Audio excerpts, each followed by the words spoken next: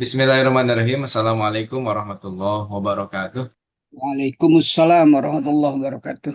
Innal hamdalillah adada khalqihi wa ridha nafsihi wa zinata arshihi wa midada kalimati. Asyhadu an la ilaha illallah wa asyhadu anna Muhammadan abduhu wa rasuluh. Allahumma shalli wa sallim wa zid wa barik ala sayyidina Muhammad wa ala alihi wa ashabihi wa man tabi'ahu ila yaumil qiyamah amma ba'd. Alhamdulillahirabbil alamin. Kita masih diberikan kesehatan oleh Allah Subhanahu wa taala pada pagi hari ini masih bisa berkumpul bersama di kajian tafsir Fakultas Hukum Unisba yang akan membahas tentang Quran, ayat Quran surat Al-Imran ayat 190 sampai 191, itu kajian terkait dengan ulul albab, ya, dengan pemateri kita Pak Dr. Rusli K. Iskandar SHMH. Alhamdulillah beliau sudah hadir dan kita doakan semoga sehat selalu. Salawat serta salam Amin. senantiasa terlimpah curah kepada Nabi kita Nabi Muhammad Sallallahu Alaihi Wasallam yang Sallallahu telah alaihi menjadi wasallam. contoh uswah bagi kita seluruhnya untuk selamat dunia dan akhiratnya. Salah satu Amin. cara Amin. selamatnya adalah yaitu kita selalu menggali, mentadabburi Al-Quran yang kita lakukan pada pagi hari ini. Marilah tidak memperpanjang, kita buka kajian tafsir pada pagi hari ini dengan sama-sama mengucapkan basmalah. Bismillahirrahmanirrahim. Selanjutnya Bismillahirrahmanirrahim. kita dengarkan terlebih dahulu pembacaan ayat suci Al-Quran yang akan dibacakan oleh Kang Herman. Maka Kang Herman.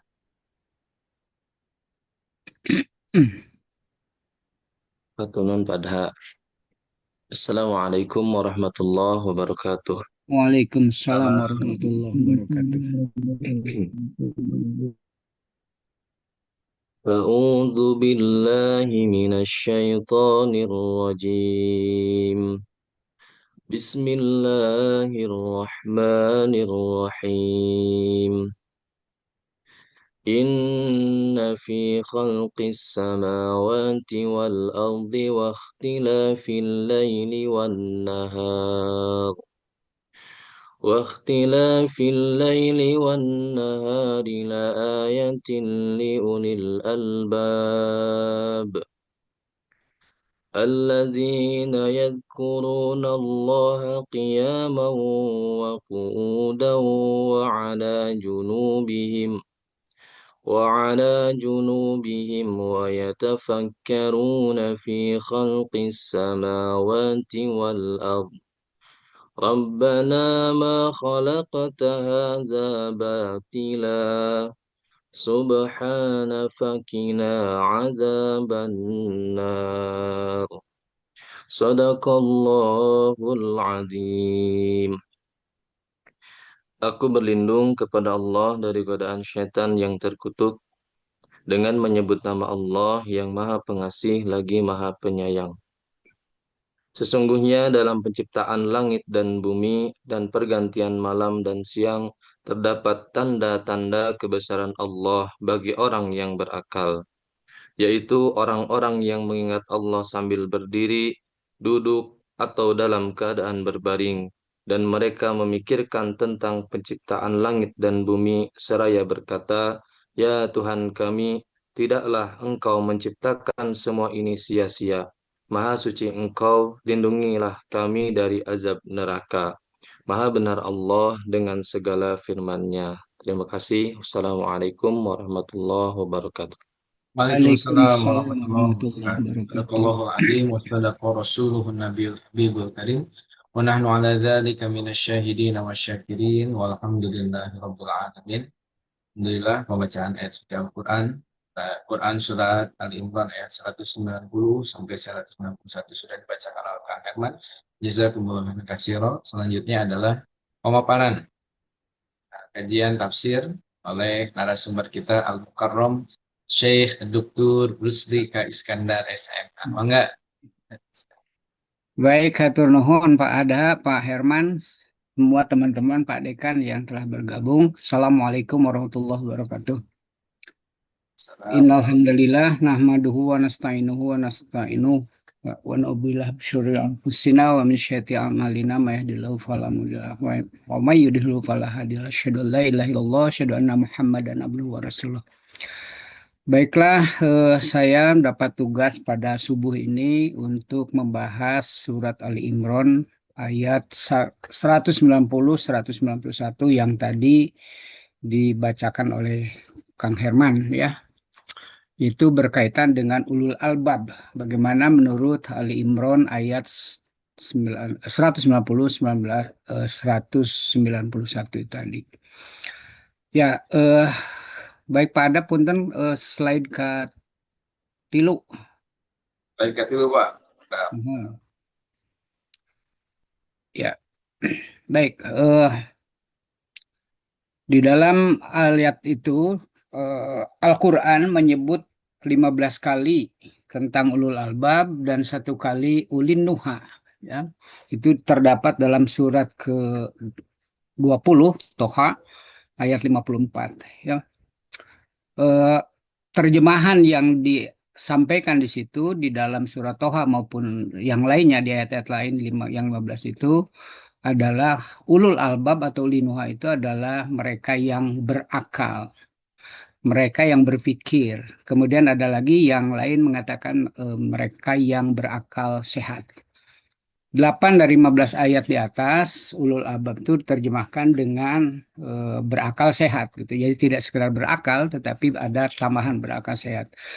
Ali Imran dan At-Toha dalam Toha itu menerjemahkannya hanya tadi ya berakal. Nah, di tempat lain ulul albab itu juga diterjemahkan dengan mereka yang berpikir. Saya melihatnya bahwa nampaknya lebih tepat ulul albab itu adalah mereka yang berpikir dan berakal sehat. Kenapa? Karena bagi ulul albab itu adalah ada target pokok yang atau ya, apa target pokok atau hasil yang tidak dicapai oleh akal dan pikir itu adalah kemaslahatan. Jadi ulul albab berpikir dan menggunakan fikir dan akalnya itu adalah untuk kemaslahatan. Kenapa begitu? Ada penerjemahan ada sehat itu karena orang mungkar sekalipun sebetulnya sama-sama berpikir, sama-sama berakal gitu. Tapi tidak sehat. Kenapa? Karena hasil olah akal dan olah pikirnya itu kemudorotan, ya, bukan kemaslahatan. Misalnya mungkar itu adalah mencuri gitu. Dia berakal dan berpikir untuk mencuri itu gitu ya. Tetapi jelas pada saat mencuri dia menimbulkan ketidakmaslahatan gitu ya, kemuzorotan, yaitu merugikan orang lain dan sebagainya dan merusak tatanan sosial ketika terjadi itu. Jadi memang ulul albab itu berpikir yang sehat gitu ya, berakal yang sehat gitu ya. Mangga selanjutnya. Tapi sebetulnya yang enak oleh ini sebentar ya Pak ada sekedap.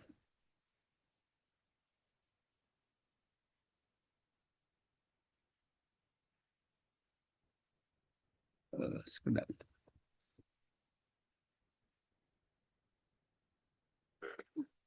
Lah,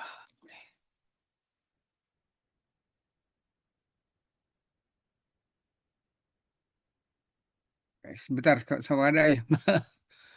Arah iya, share. Nah,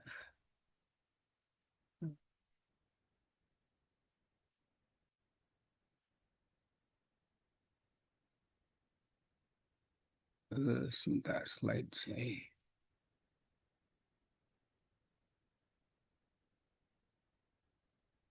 Sekedap ya.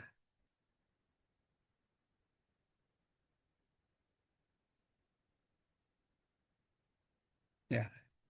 Nah, ya jadi maaf pakai slide yang dari saya udah bisa.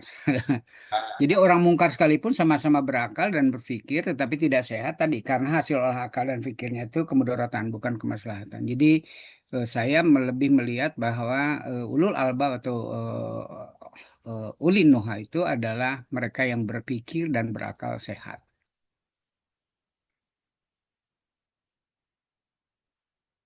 Ali Imran 190 ini bertalian dengan penciptaan langit dan bumi. Pergantian siang dan malam. Nah, bagi seorang ulul albab, baik membaca ayat ini kan ayat di 191 itu adalah ayat kauniyah gitu ya, yaitu dari ayat kauliyah yang diterjemahkan atau yang ditemukan dalam ayat kauniyah, yaitu bertalian penciptaan langit dan bumi. Bagi seorang ulul albab, baik membaca ayat kauliyah, terlebih ayat kauniyah, senantiasa disertai dengan penuh rasa takut kepada Allah.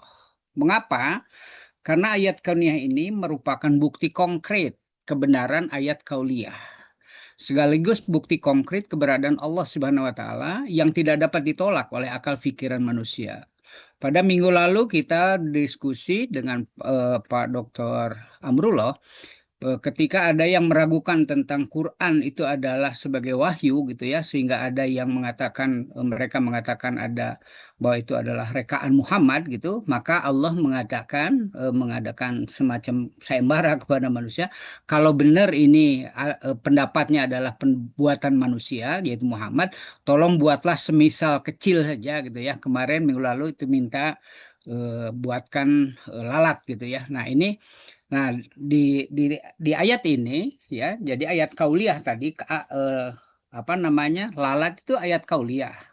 Bumi diciptakan ayat kauliyah, kauniyah maaf ya, segala macamnya. Nah, jadi di sini saya melihat bahwa ayat kauniyah yang seperti bumi, pergantian siang dan malam itu bukti konkret tentang kebenaran ayat kauliyah dan keberadaan Allah gitu ya, yang tidak bisa dibantah oleh siapapun termasuk oleh akal manusia, sekalipun akal manusia itu sehat gitu ya, untuk mengatakan bahwa Allah tuh meragukan keadaan. Jadi keadaan Allah itu benar-benar ada karena ada ciptaannya yang konkret, yaitu yang tidak bisa dilakukan oleh makhluk yang lain. Nah, takut kepada Allah itu maksudnya adalah bukan untuk menjauhi, melainkan semakin mendekati. Dengan tujuan utama dan terutama setiap saat senantiasa memperbaiki kadar atau tingkat keimanan kita, gitu ya. Jadi seorang ulul albab itu berpikir dengan sehat segala macamnya itu berkaitan dengan meningkatkan keimanan yang terus-menerus. Kenapa seperti itu? Sebab iman itu memiliki sifat tidak stabil. Al-imanu yazidu wa yamkus. Iman itu kadang bertambah, kadang berkurang, menurun gitu ya. Naik atau turun gitu. Jadi fluktuatif itu iman itu. Ya seperti sering dikatakan, sering sekali kita dengar pada saat kita sedang ngaji gitu ya, seperti majelis ini, iman kita tuh naik gitu ya, sedang yajid gitu ya nangkus. Tetapi ketika sudah keluar atau jauh dari ini ke segala macamnya itu akan mengalami yang kus gitu, dan ini adalah sudah dinyatakan oleh Rasul seperti itu, iman itu akan naik dan turun gitu ya. Jadi situasi itu bisa mempengaruhi keadaan iman. Oleh karena itu seorang yang apa namanya yang ulul albab gitu, jadi takutnya itu adalah dalam rangka senantiasa setiap saat itu memperbaharui iman gitu ya, karena ada kekhawatiran tadi ya, iman bisa yankus karena ya macam-macam lah gitu ya. Paling tidak misalnya yang sering kita dengar TBC gitu ya. TBC itu eh, apa tahayul gitu ya. B-nya bin'ah, C-nya khurafat gitu ya. Salah satu yang ininya. Ini berkaitan iman itu menurun karena TBC itu berkaitan dengan akidah gitu ya. Seperti itu. Itu bisa saja, dan itu kadang-kadang yang TBC ini tidak terasa gitu ya, tidak terasa gitu ya, ada sesuatu pada diri kita gitu ya. Nah, oleh karena itu seorang ulul albab itu selalu dalam memperbarui iman itu adalah karena dasarnya takut pada Allah. Sebab apa? Kalau iman rusak itu wassalam, perjalanan kita tidak bisa lagi diperbaiki gitu ya. Kalau iman rusak gitu ya. Nah, itu yang ininya. Nah, seorang ulul baba akan senantiasa menghadirkan Allah dalam setiap langkahnya karena ayat-ayat kunyah itu, gitu ya. Jadi ketika kita bicara tentang melihat sesuatu yang di depan kita, gitu ya. Nah, itu selalu langsung pikirannya, gitu ya, hatinya, gitu ya, langsung pada Allah, gitu ya. Dan ini kalau kita lihat misalnya dalam sejarah misalnya waktu hijrah Rasulullah gitu ya, dari Mekah ke Madinah, kan kita tahu ketika Rasulullah itu dikejar oleh kafir Quraisy, kemudian berlindung di Gua Sur gitu, kemudian di Gua Sur itu yang begitu pendek gitu, sementara di tempat itu ada berdua gitu, Rasulullah dengan Abu Bakar. Nah, Abu Bakar sudah khawatir ketika mendengar bahwa kafir Quraisy sudah di depan pintu gua gitu ya, gua itu. Tetapi kita tahu dalam sejarah Allah menyelamatkannya itu dengan seekor burung merpati berpati yang bertelur di situ, kemudian ada sarang laba-laba. Dan Rasul meyakinkan Abu Bakar, jangan takut Abu Bakar, Allah bersama kita gitu. Nah, dari sini adalah gambaran bahwa keadaan yang semacam itu, itulah contoh yang sangat konkret dari Rasulullah sebagai seorang ulul albab itu adalah selalu menghadirkan Allah dalam keadaan apapun. Karena apa? Karena pasti kalau Allah yang menjadi yang jadi pelindung itu pasti itu akan terlindungi betul gitu ya, tidak akan, sehingga ulul albab itu menghadirkan Allah setiap jejak langkahnya itu karena melihat sesuatu yang sangat ayat-ayat kauniyah tadi ya. Di Gua Sur itu kan ayat kauniyah itu ya, kuda lah, kafir Quraisy lah, ruangan itu segala macamnya semacam itu. Di situ Allah dihadirkan karena keyakinan gitu ya oleh dari Rasulullah, sehingga akhirnya Abu Bakar pun tenang gitu ya. Nah, hal itu kenapa jadi berkaitan takut? Karena Allah tuh punya kehendak, yang kehendaknya itu tidak perlu nunggu gitu ya, tidak meminta tidak perlu meminta pertolongan atau segala macamnya. Beliau Allah itu cukup mengatakan kun fayakun gitu. Jadi maka jadilah. Nah, ini kekhawatiran ketakutan seorang ulul albab dengan kehendak Allah yang semacam itu, kan Allah itu kan mayasya gitu ya. Kalau dia berkehendak itu tidak perlu macam-macam ya, ya gitu ya, jadi sekalian. Nah, jadi untuk untuk supaya hatinya tetap berada pada jalur yang lurus gitu ya, karena kehendak Allah itu selalu tanpa ada jeda segala macamnya, maka ini yang jadi pertimbangan juga seorang ulul albab, karena kekhawatiran kalau Allah berkehendak yang kehendaknya itu yang tidak menunggu waktu gitu ya, seperti itu, sehingga Allah selalu dihadirkan pada setiap keadaan kita. Nah, takut yang terakhir itu adalah ada takut yang terakhir sebetulnya itu yang terkait dengan perhitungan amal nanti di yaumil hisab gitu ya. Yang tidak ada rekayasa, tidak, yang keterangannya justru diberikan oleh anggota tubuh gitu ya. Ada surat Yasin ya, ayat surat 36 ayat 65 ya, auzubillahi minasyaitonirrajim. Al-yauma nakhtimu ala afahim wa tukallimuna aydihim wa tasadu arjuluhum bima kanu yaksibun. Nah, jadi ketakutan yang dihadapi seorang ulul albab pada ujungnya itu nanti gitu, karena setiap amal apapun yang dilakukan oleh manusia itu akan dimintai pertanggungjawaban di hadapan Allah, dan pertanggungjawaban itu tidak oleh mulut gitu, karena pada waktu itu nakhtimu ala afahihim gitu ya, jadi mulutnya akan ditutup oleh Allah, dan waktu kalimun aydihim yang berbicara itu adalah tangannya gitu ya, yang berbicara matanya, yang berbicara matanya, kemudian kakinya gitu ya akan menyaksikan gitu ya yang terhadap apa yang dilakukannya. Kekhawatiran ini, ketakutan ini khawatir nanti gitu ya pada saat pertanggungjawaban atas tindak tanduk selama di dunia itu kaki berbicara lain gitu ya dengan yang pernah dipikirkan oleh manusia di waktu di dunia, itu bisa seperti ini sebetulnya, padahal ini itu ya. Jadi khawatir tangan berbicara lain, mata berbicara lain segala macam, dan kalau sudah begitu itu tidak akan bisa tidak ada pembela di situ ya, tidak ada pembela. Dan pembela itu kan sudah jelas. Ketika kita nanti di hadapan Allah, pembela itu adalah amal kita gitu ya. Pembela kita itu amal kita. Nah, sehingga amal kita itu bisa direfleksikan nanti pertanggungjawabannya oleh anggota tubuh kita gitu ya, seperti itu. Sehingga takut ini menjadi sangat mendorong seorang ulul albab untuk selalu menghadirkan Allah dalam keadaan apapun gitu ya. Nah, oleh karena itu ulul albab akan mengoptimalkan peran akal dan pikiran sehatnya, membaca isyarat, tanda, rahasia yang ada dalam segala ciptaannya. Dalam konteks ini langit dan bumi dan segala isinya gitu ya. Tadi ya. Jadi tadi kita dengar terjemahannya bahwa sesungguhnya dalam penciptaan langit dan bumi, pergantian malam dan siang, terdapat tanda-tanda kebesaran Allah bagi mereka yang berpikir, yang berakal di situ ya. Sehingga dengan ulul albab itu optimalisasi pikiran sehat dan akalnya itu akan baca tanda isyarat apa yang ada dalam penciptaan itu, tanda apa kebesaran Allah yang ada di situ, rahasia apa yang itu, dan semuanya yang sudah diturunkan oleh Allah kepada manusia lewat Al-Quran itu adalah, saya masih ingat Bang Imaduddin dulu mengatakan Al-Quran itu untuk siapa sih katanya ya, kata Bang Imad itu untuk kita, untuk manusia, tidak bukan untuk makhluk yang lain, untuk manusia. Artinya apa? sebetulnya pada tataran tertentu kata Bang Iman, seluruh isi Al-Quran itu adalah sesuatu yang bisa dijangkau oleh manusia gitu ya, bisa dijangkau oleh manusia ya. Sebab hanya satu yang tidak bisa dijangkau oleh manusia itu adalah ketika manusia ingin ingin mengetahui tentang zat Allah, itu tidak akan gitu ya, sangat tidak mungkin akan sampai ke situ. Tapi di luar mentafakuri tentang ingin mengetahui Allah, zat Allah itu, maka itu semuanya kata Bang Imad itu bisa diolah oleh akal manusia semua gitu ya.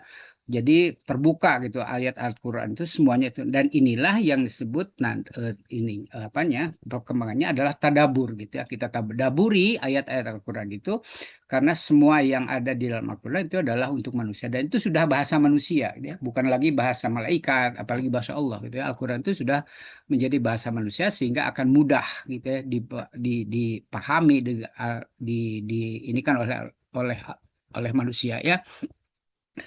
Kan ada ayat dalam surat apa itu ya, A'udzubillahi minasyaitin, ada firman Allah, walaqad yasarnal Qur'ana lidzikri fahal mimudzakir gitu ya. Dan itu kan sesungguhnya aku telah mudahkan Al-Qur'an gitu ya untuk dipelajari. Sebenarnya itu 4 kali itu ya. Dalam surat apa pada itu, walaqad yasarnal Qur'ana lidzikri fahal mimudzakir. Nah, itu adalah gambaran bahwa Quran itu bisa sudah sangat mudah sekali oleh Allah diciptakan, diserahkan kepada manusia itu untuk ditafakuri, direnungkan, dibaca semuanya. Sehingga Bang Imad berkesimpulan pada waktu itu seluruh ayat Al-Quran itu adalah sesuatu yang bisa dibongkar oleh manusia gitu ya. Itu karena itu sudah untuk manusia gitu. Sehingga pada satu waktu saya masih ingat Bang Iman mengatakan, aneh katanya mengatakan wallahu alam bisawab dalam pengertian itu gitu ya. Sebetulnya nah, itu Bang Imad mengatakan seperti itu. Saya rada ini juga gitu ya. Ya, tapi kan pada ujungnya kita sering mengatakan ya yang lebih tahu tentang itu adalah Allah. Misalnya kita membaca awal surat yang cukup dengan kata-kata alif lam mim gitu ya. Itu semuanya kalimat itu diterjemahkan walau alam syabab, hanya Allah yang tahu apa maksud dari kalimat-kalimat seperti itu gitu ya. Ini jadi ulul albab itu akan membongkar hasil diberi kemampuan untuk membongkar rahasia apa yang ada di balik satu ayat berkaitan dengan substansinya. Kemudian yang keempat, menghindarkan diri dari atau gini ya. Dalam konteks itu adalah menghindarkan diri dari cerita Aisyah radhiyallahu anha kepada Alta dan Ibnu Umar bahwa satu waktu Rasulullah pernah bersabda mengatakan begini, celakalah orang-orang yang membaca ayat ini, maksudnya khususnya ayat 150 Ali Imran, tetapi tidak memikirkan dan tidak merenungkannya dalam rangka mengambil ibroh pelajaran dan hikmah gitu ya. Jadi termasuk ayat bukan hanya 190 di sini gitu ya, tetapi ayat-ayat lain keseluruhannya gitu ya. Kalau menemukan ayat-ayat semacam ini, semacam begini gitu ya, penciptaan langit dan segala macamnya, tapi tidak mengambil ibroh dari peristiwa penciptaan itu, maka kata Rasulullah itu celaka gitu orang-orang itu. Jadi mestinya setiap kita bertemu dengan ayat-ayat Allah gitu ya, itu kita mampu membongkar, mampu mengambil isyarat, tanda apa yang ada di balik itu semua gitu ya. Ini Aisyah ya cerita ketika menyampaikan cerita ini kepada Tanah Ibnu Umar itu terkait dengan ayat-ayat Allah yang datang kepada orang, tetapi orang tidak mengambil manfaat, tidak mengambil hikmah dari ayat yang dibacanya itu. Nah, ulul albab adalah orang yang memiliki kecerdasan intelektual dan kecerdasan emosional yang mampu mengelola setiap keadaan dan peluang untuk menjadikannya sesuatu yang bermanfaat. Nah, ini prinsip seorang ulul albab gitu ya. Jadi setiap ada kesempatan peluang itu betul-betul dioptimalkan gitu ya, diolah sedemikian rupa dengan kecerdasan intelektual, kecerdasan emosional gitu ya. Sejalan dengan sebaik syair yang berbunyi ya, idal mar'u kanat lahu fikron. Selama orang masih punya akal atau punya pemikiran, dia fi kulli syai'in lahu ibroh. Akan ada pelajaran di balik segala permasalahan gitu ya. Jadi tidak ada sesuatu gitu ya ketika ada di hadapan kita, kemudian akal dan pikiran kita masih ada, itu pasti akan ada pelajaran gitu ya. Jadi manfaatkan gitu ya, setiap apapun yang kita jumpai segala macamnya itu adalah ada pelajaran yang bisa diambil dari satu peristiwa gitu ya, seperti ini. Karena itu bagi seorang ulul albab setiap peristiwa adalah mutiara hikmah. Karena di baliknya ada kehendak Allah yang sangat besar ya. Ajrun gitu ya, ada ajrun di situ. Jadi apapun gitu yang dihadapkan itu ya, sehingga seorang ulul albab kata di beberapa ini mengatakan musibah sekalipun itu adalah ada tidak bermanfaat gitu ya, semua gitu ya. Jadi tidak hanya kesenangan segala macamnya, ketidaksenangan saja itu adalah ada ibroh dan ada anugerah di balik itu semua. Apalagi kita sering membaca surat Al-Insyirah ya, inna ma'al usri yusra fa inna ma'al usri yusra inna ma'al usri yusra.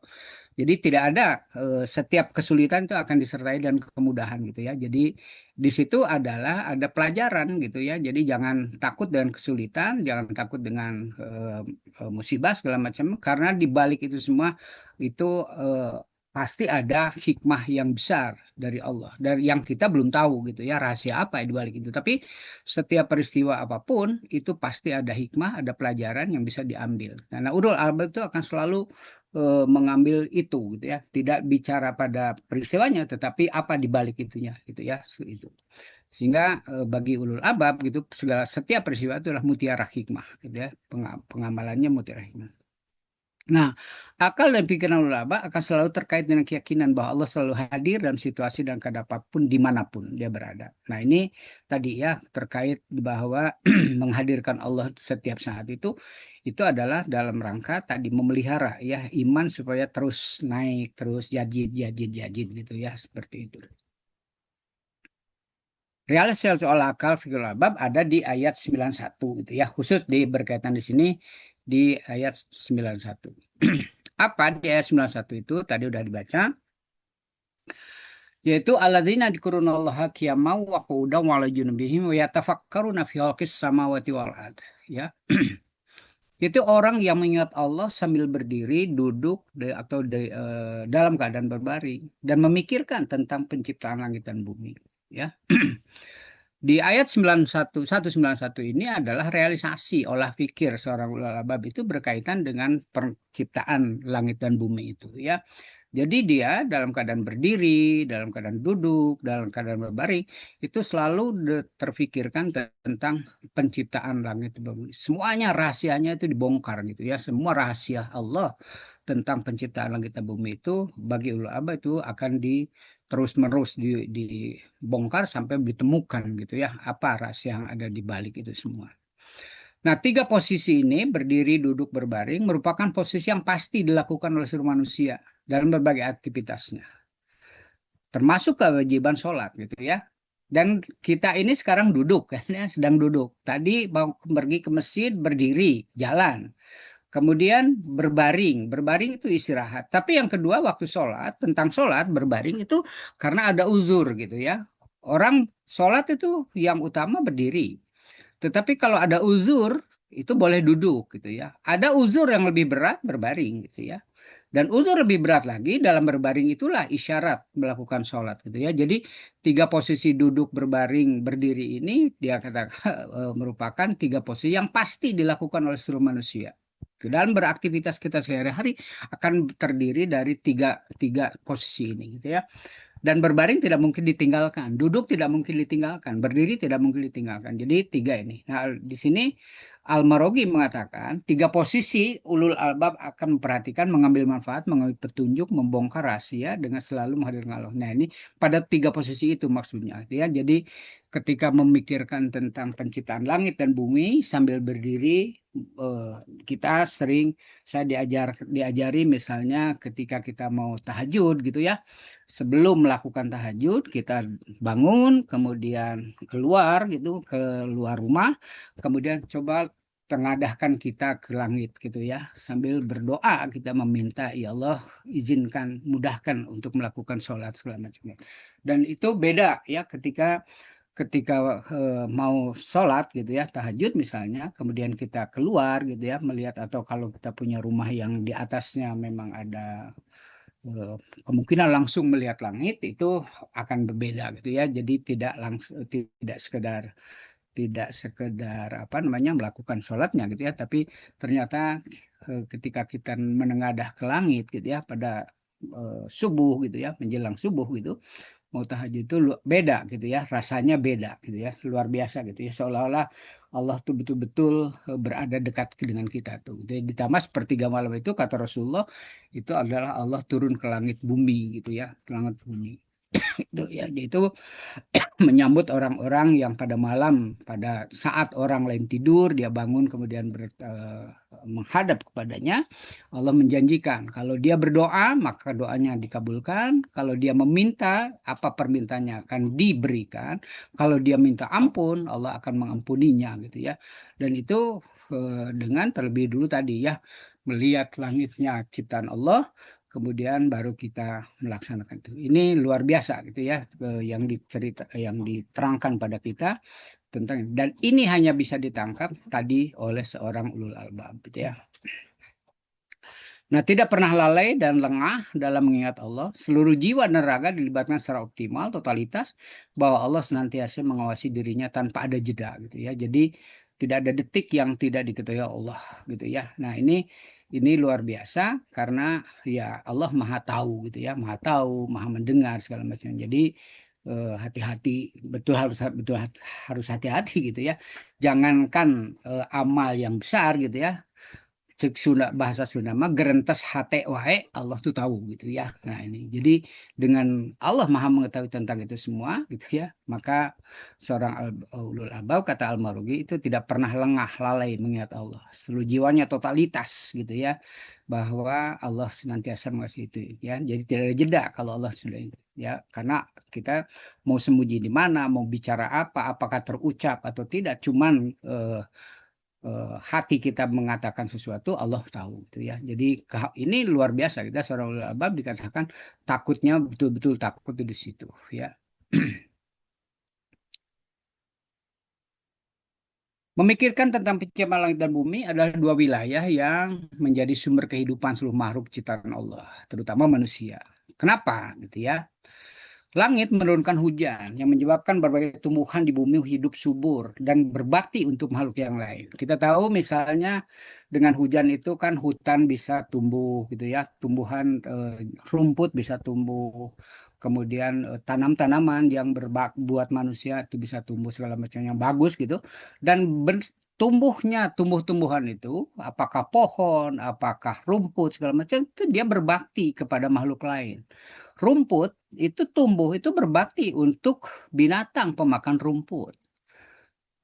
Pohon tumbuh dengan bagus itu adalah bermanfaat untuk melindungi, untuk menyebarkan oksigen dan sebagainya, dan itu adalah dibutuhkan oleh seluruh makhluk hidup yang bernafas ya. Termasuk sebetulnya yang tidak bernafas pun membutuhkan oksigen gitu ya, sebab tidak mungkin tidak tumbuh-tumbuhan lain tidak beroksigen itu bisa tumbuh gitu ya. Kita uji aja gitu ya, ketika kita punya tanaman kita kurung gitu ya, matahari masuk tetapi tidak ada oksigen masuk, mati itu ya. Jadi oksigen itu adalah dinikmati oleh seluruh makhluk gitu ya, dan oksigen itu diproduksi oleh tumbuh-tumbuhan khususnya hutan gitu ya. Nah, sehingga langit menurunkan hujan itu menyebabkan tumbuhan di bumi tumbuh subur, dan yang tumbuh subur itu dia berbakti untuk makhluk yang lain gitu ya. Manusia luar biasa dibaktii oleh tumbuhan segala macam, itu luar biasa gitu ya. Ya, luar biasa itu manusia itu ya. Kemudian langit mengirimkan sinar matahari yang saya butuhkan untuk kestabilan hidup seluruh makhluk bumi ya.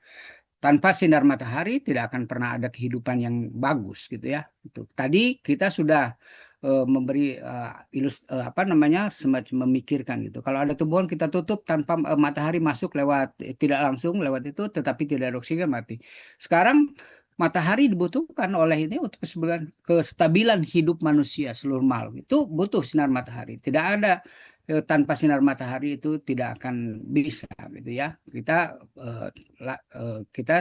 yang tidak, jangan jauh-jauh ya, kita di fakultas saja gitu ya.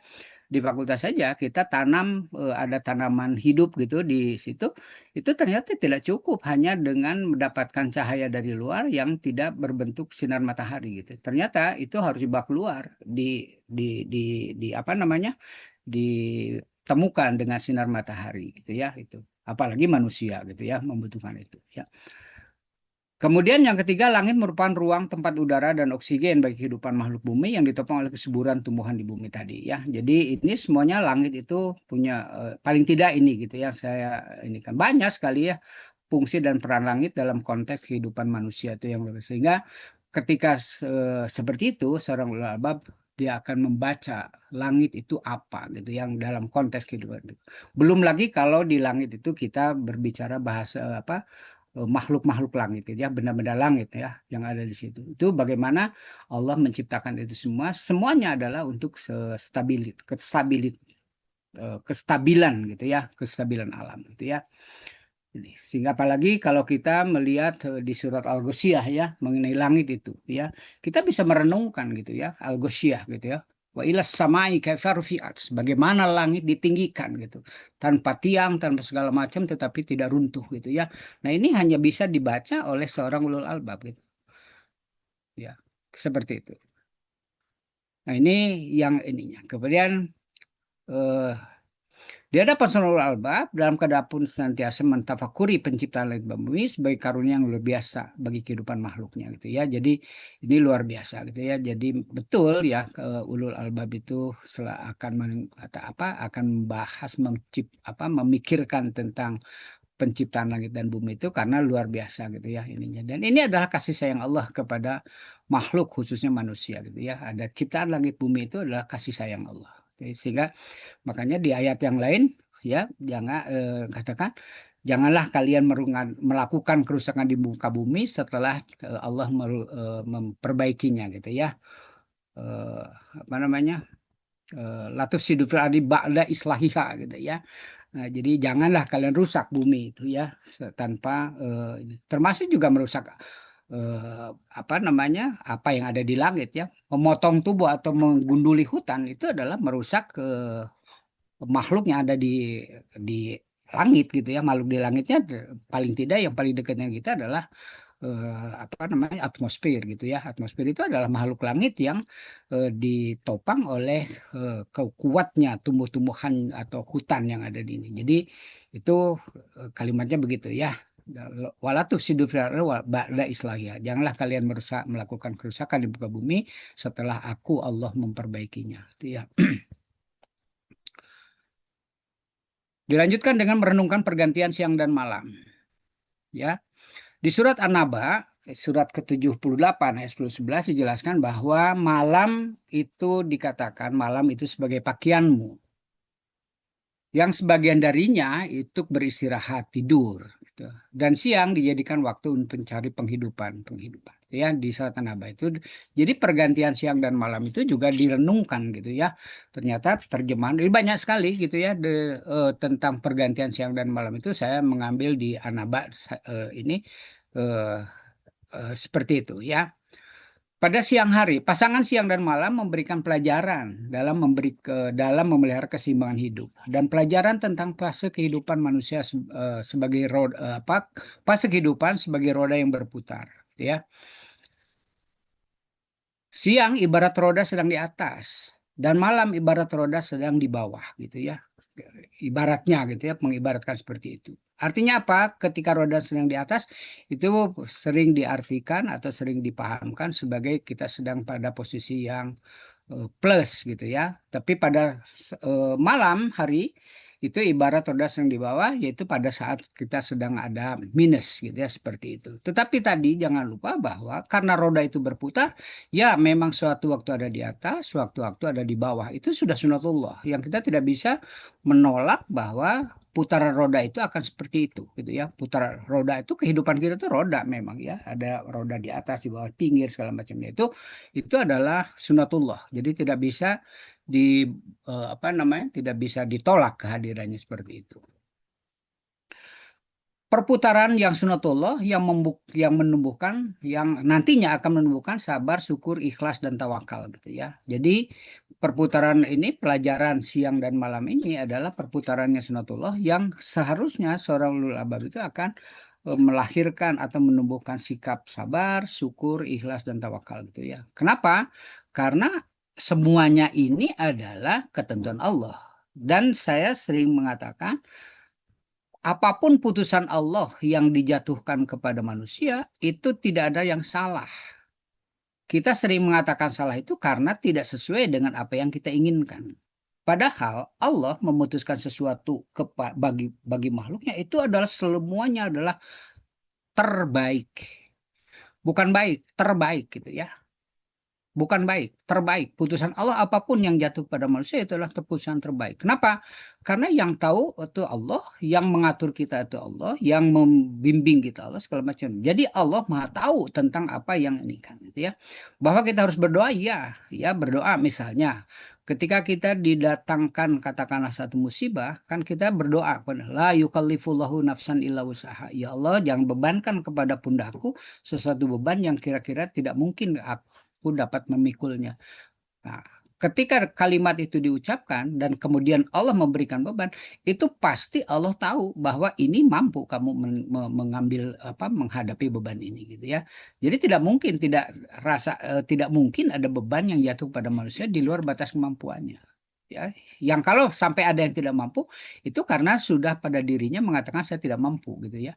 Nah, kita husnuzon. Nah, ini adalah husnuzon kepada Allah bahwa setiap apapun yang jatuh pada kita itu adalah putusan-putusan terbaik dari Allah karena di situ ada anugerah, ada ajrun gitu ya yang diinikan kepada manusia. Jadi tidak perlu khawatir, tidak perlu takut tentang apapun karena di balik itu semua pasti ada nilai yang lebih bagus yang kita memang belum tahu gitu ya ke satu peristiwa itu ya.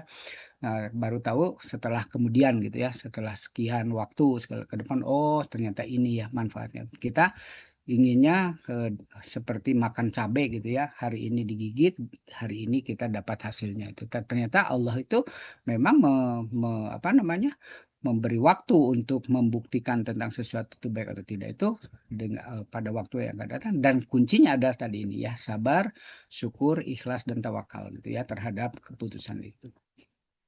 Dan banyak sekali ya ayat-ayat di perkataan pernyataan-pernyataan Allah untuk manusia, yaitu tentang sabar, syukur, ikhlas, dan tawakal itu yang sebetulnya sikap yang sangat dicintai oleh Allah Subhanahu wa taala ya.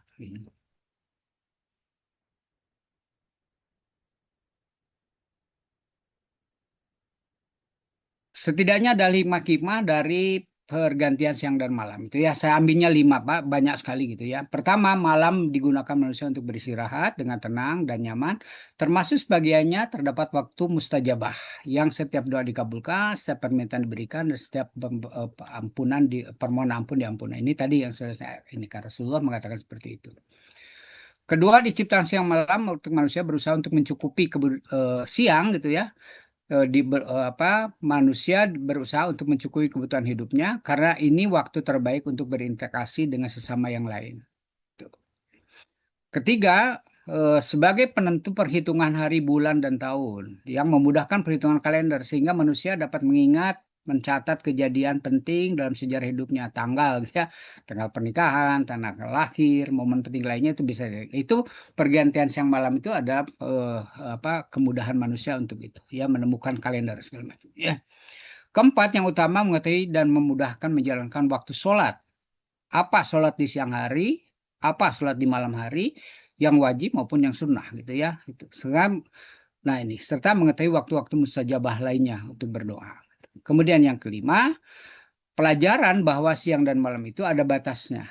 Yang mutatis mutandis dengan hidup manusia yang pasti akan berakhir. Kullu nafsin dha'iqatul maut. Summa ilaina turja'un. Ya, di surat Al-Ankabut diantaranya. Gitu ya. Jadi setiap jasad, setiap makhluk yang bernapas itu akan mati dan akan bertemu, akan dikembalikan kepada Allah. Ya, jadi dari pergantian siang malam itu memberi gambaran bahwa siang ada batasnya, malam ada batasnya, bermutatis mutatis pada kehidupan manusia ada batasnya. Jadi tidak ada yang kekal gitu ya, semua akan berakhir gitu ya. Dia berakhir. Salah satunya kita akan sampai kepada kematian gitu ya. Kematiannya yang kematian fisik gitu ya, seperti itu. Sebab kematian yang sesungguhnya sebetulnya tidak ada gitu ya, karena manusia itu mati itu fisik aja gitu ya. Nanti akan hidup lagi dimatikan di situ tuh, dimatikan dalam konteks apa namanya tadi ya, fisik kita mati di dunia gitu ya, tapi sebetulnya ruh kita tidak mati gitu ya, seperti itu. Nah, ini gambaran bahwa pergantian siang malam itu manfaatnya banyak. Gitu. Ini saya ambil 5 gitu ya. Kalau nggak salah ada banyak sekali ya, tapi paling tidak 5. Nah, ini ulul albab akan apa namanya, akan mengambil pelajaran dari 5 keadaan semacam itu. Ini ya. Nah, puncak ulul albab apa? Puncak renungan ulul albab tercapai langit dan bumi, pergantian siang malam, yang syarat dan hikmah dan karena Allah yang besar, keluarlah ucapan lirih dari bibir yang basah, sebuah pengakuan. Rabbana ma khalaqta hadza batila subhanaka faqina azabannar. Ya Allah, ya Tuhan kami, tidaklah Engkau menciptakan semua ini sia-sia. Maha suci Engkau ya Allah, lindungilah kami dari siksa dan azab neraka. Nah, ini adalah ujung dari puncaknya itu adalah betul-betul mengakui gitu ya. Kita diberikan ya, dilahirkan ke muka bumi, kemudian Allah menciptakan langit bumi, kemudian menggantikan siang dan malam. Ujungnya kita mengatakan seperti itu. Rabbana ma khalaqta hadza batila subhanaka faqina azabannar. Tidak ada yang sia-sia ciptaan Allah, dari yang makhluk paling besar gitu ya sampai makhluk yang paling kecil gitu ya. Tidak ada yang sia-sia. Dalam konteks ini penciptaan langit dan bumi, siang malam itu tidak ada sia-sia gitu, semuanya. Jadi tapi itu hanya bisa dibacanya, diambil segala macamnya itu dengan tadi ya akal yang sehat, pikiran yang sehat. Karena itu ketika sampai pada kalimat semacam itu, kita langsung memohon pada Allah. Ya Allah yang Maha Suci Engkau, lindungilah kami dari siksa dan azab neraka. Subhanaka faqina azabannar. Ini puncak ke ulul albab itu di situ. Kesadaran inilah yang menumbuhkan kehati-hatian saat Isra untuk lebih memilih kehidupan dan masa depan yang abadi yang lebih baik dan pasti lebih baik ya. Di surat Ad-Duha itu surat 93 itu ada gitu. Walal akhiratu khairul laka minal ula gitu ya. Dan itu banyak sekali ayat di dalam Al-Qur'an tentang menggambarkan masa depan itu, hari yang akan datang itu adalah jauh lebih baik daripada hari yang ini. Kenapa hari yang akan datang itu hari yang kekal, sedangkan di dunia ini hari-hari yang apa yang tidak kekal gitu ya, akan berakhir, pasti akan berakhir, tidak sehingga ulul albab akan memilih hari yang depan gitu ya, karena pasti terbaik dan lebih baik gitu ya, tidak ada yang kita. Izin Pak Rusli, waktunya Siap. sudah habis, tinggal waktu diskusi. Ya, siap. Ini satu lagi ya. Ya. Menghindari tentang hari akhir sebagai golongan orang rugi, macam ya itu ya, banyak, nanti silakan di share saja. Ini banyak sekali ayat yang ini kan. Kemudian bangkrut, nanti jangan sampai kita jadi orang bangkrut. Kemudian macam-macam ya, itu banyak.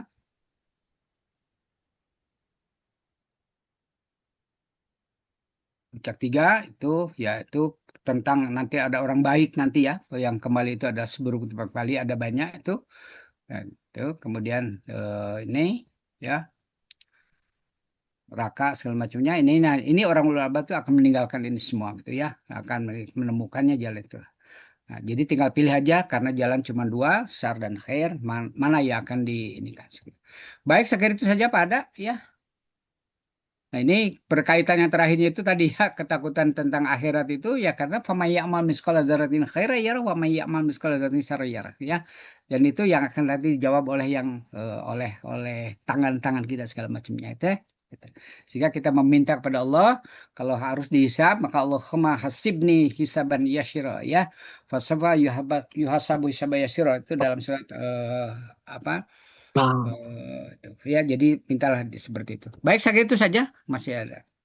Sehebat apapun kita, tanpa cahaya iman dari Allah, kita hanyalah jiwa yang tersesat di dasar samudra yang gelap dan pekat.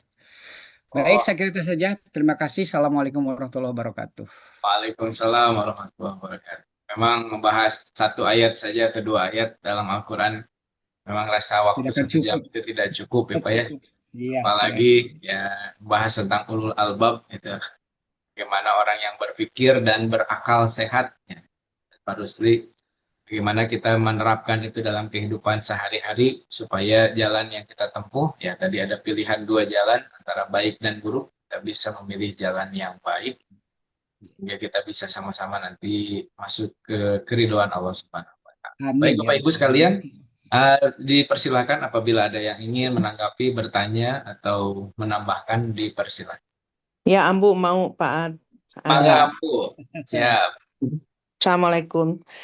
Terima kasih Waalaikumsalam warahmatullahi uraiannya wabarakatuh. Pak Rusli. Waktu tadi membaca judul Ulul Albab, saya sebagai mantan dosen yang selalu Tidak. bicara soal kekayaan intelektual. Ya, Iya. tadi kan disebutkan itu untuk manusia-manusia yang mempunyai akal pikiran dan itu termasuk para intelektual, yaitu ya kita-kita yang ada di bidang akademik ya di perguruan tinggi. Saya kok berpikirnya lebih untuk mengamati ayat tadi itu, kita sudah ngapain gitu ya sehari itu melihat pergantian malam ya, pagi terus melihat semua yang disediakan Allah, tanaman tadi ada air ada hujan.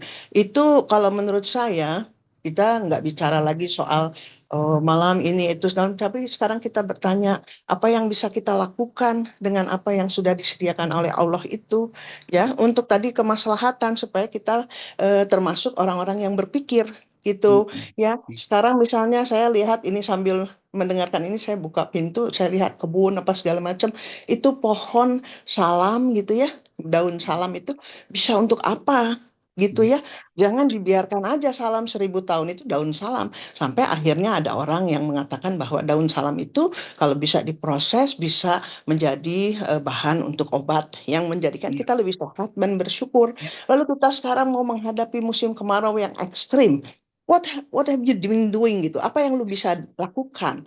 Apakah kita bisa menyerap semua sinar yang ada pada pagi hari untuk disimpan untuk menjadi energi listrik atau segala macam? Jadi kita membawa pasal tadi untuk menjadi kekinian begitu. Terus kita membawa itu supaya lo udah ngapain di kampus? Ya, penelitian lo udah apa gitu? Apakah masih hal-hal yang topik-topik yang kemaslahatannya sudah dilakukan oleh orang lain atau kamu sudah melakukan apa kamu akan melakukan sesuatu untuk new things, sesuatu yang baru gitu ya. Supaya ya udah jangan mikirin supaya dapat haki, paten segala macam, tapi supaya kita bisa memberikan kemaslahatan. Kalau saya berpikir ulul albab sekarang udah harus begitu, begitu. Menggunakan ayat yang sama oke, tapi bagaimana kita menafsirkannya dalam kehidupan sehari harus jelas. Sekarang kita tahu ada orang pasangan yang sampai lama belum diberikan apa namanya pasangan anak gitu ya. Nah itu berpikirlah kamu apa yang ada di sekitar ini. Jadi itu akan mendukung ulul albab tadi itu untuk mendukung untuk mengajak teman-teman di kampus yuk lakukan penelitian PKM yang akan bermaslahat yang mempunyai langkah maju. Jadi kalau kita sudah melihat sesuatu langkah maju itu baru kita bersyukur atas apa yang diberikan. Itu mah menurut Ambu gitu. Baru nanti lah itu ayat terakhir yang dibaca tadi oleh Pak itu, oh ya Allah benar aku ini hidup ini. Seperti adalah kemarin juga pengalaman spiritual juga. Ambu itu mesti diperiksa kesehatan pakai MRI ya 90 menit di situ. Wah, kalau udah ada yang nyobain 90 menit masuk ke dalam itu, apa yang kamu rasakan di dalam? Di situ semua keahlian. Tadi bilang, wah kita harus tafakur kan. Kayaknya perjalanan saya kemarin waktu hari Kamis masuk alat MRI itu perjalanan untuk mengatakan, oh ya, jadi ingat bahwa kita bukan siapa-siapa atau malah bersyukur, oh ada alat kesehatan seperti ini yang bisa memberikan maslahat bagi orang banyak menjadi lebih sehat begitu. Kalau Ambu begitu, mohon maaf kalau ada kekeliruan ya. Nuhun. Nuhun, Ambu. Assalamualaikum. Ya. Waalaikumsalam warahmatullahi wabarakatuh. Memang betul Ambu. Ya, jadi harus bermanfaat dan bermaslahat. Seperti tadi Pak Rusli bilang, Maka Pak Rusli, nggak Iya, ada tanggapan. setuju, Bu. Sangat setuju dengan Ambu, Bu. Ya itulah sebenarnya ulul albab. Tadi ini mah kalau saya tadi menyampaikannya itu adalah pada posisi tadi penciptaannya itu seperti apa. Betul, yang harus kita baca itu bukan baca-baca dalam pengertian yang soal ada langit, bumi, ada segala macam. Tapi apa yang ada di bumi itu baca gitu ya. Baca gitu tadi kata Ambu, baca tuh daun salam tuh untuk apa gitu ya. Baca tuh daun lidah buaya tuh untuk apa. Yang di hadapan kita itu ya. Karena apa?